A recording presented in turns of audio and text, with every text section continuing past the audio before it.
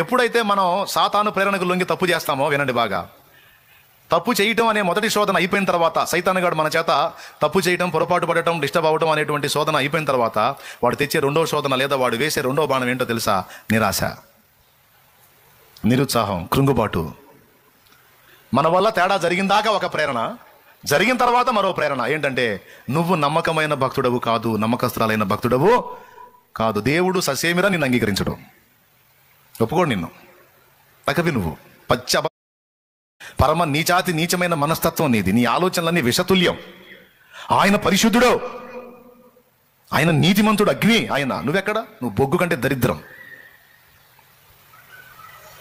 చూడు ఎంత దారుణంగా అబద్ధం ఆడావు, ఎంత దుర్మార్గంగా అబద్ధం ఆడావు. ఇస్కరియోతు యూదాకేశాడు బాణం. ఏమన్నా తెలుసా? ఎరా, నువ్వు దొంగవని తెలిసి కూడా నీ దగ్గర సొమ్ము సంచి పెట్టాడు. నువ్వు ఇలాంటి కక్కుర్తి బుద్ధుడు అని తెలిసి కూడా నిన్ను నమ్మి ప్రేమించాడు, ముద్దుతో చేర్చుకున్నాడు.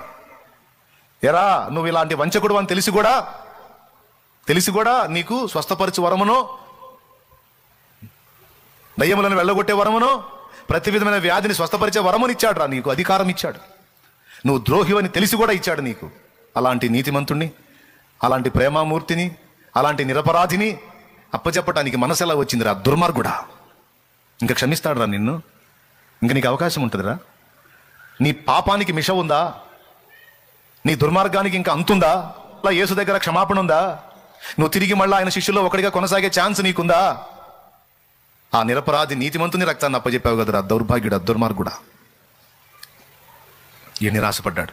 తగిలింది బాణం కూర్చాడు. ఏమన్నా మీకు అర్థమవుతుందా? ఎక్కడన్నా ఉన్నారా? లే అయ్యా, అలా క్లియర్గా ఉన్నా? దేవునికి మహిమ కలుగును గాక. హల్లెలూయా. ఇలాగా ఏదో ఒకటి తీసుకొస్తాడు వాడు. ఇప్పుడు చూడు, యోధాకి క్లాస్ బీగాడా? యోధా ఆ సొమ్ము సంచి తీసుకొని అడిగిపోయాడు ప్రధాన యాజకుల దగ్గరికి పోయి, నేను నిరపరాధ రక్తమును అప్పగించి తిని, నేను నిరపరాధ రక్తమును అప్పగించి పాపము చేసి తినని చెప్పాను. అదేదో నువ్వేమో అని. అప్పుడు వాడేం చేయాలండి? వాడేం చేయాలి? అక్కడే దేవుని జోక్యం